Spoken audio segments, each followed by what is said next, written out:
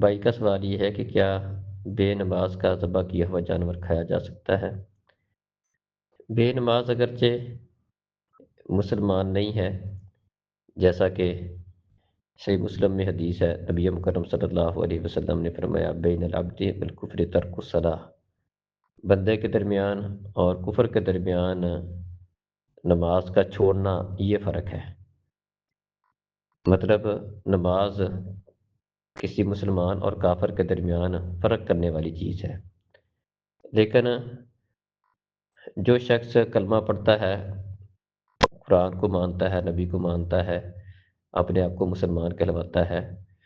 تو اس کا حکم کم از کم اہل کتاب والا ضرور ہے۔ تو اہل کتاب کا ذبیحہ اللہ تعالیٰ نے حلال رکھا ہے، یہود و نصارہ، کیونکہ وہ بھی انبیاء پر ان کا ایمان ہے، اور اس وقت کی جو آسمانی کتابیں تھیں ان پر ان کا ایمان تھا، اللہ پر ان کا ایمان ہے، اگرچہ ان کے عقیدے میں شرک بھی پایا جاتا ہے اور نبی مکرم صلی اللہ علیہ وسلم کے اوپر ان کا ایمان نہیں ہے، لیکن صرف اس وجہ سے کہ وہ بھی اللہ تعالیٰ کو مانتے ہیں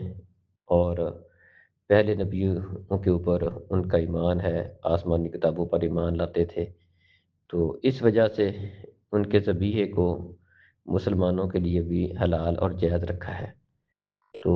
وہ شخص جو نماز تو نہیں پڑھتا لیکن قرآن کو مانتا ہے، سارے نبیوں کو مانتا ہے، نبی مکرم صلی اللہ علیہ وسلم کو بھی نبی مانتا ہے، تو اس کا حکم کم از کم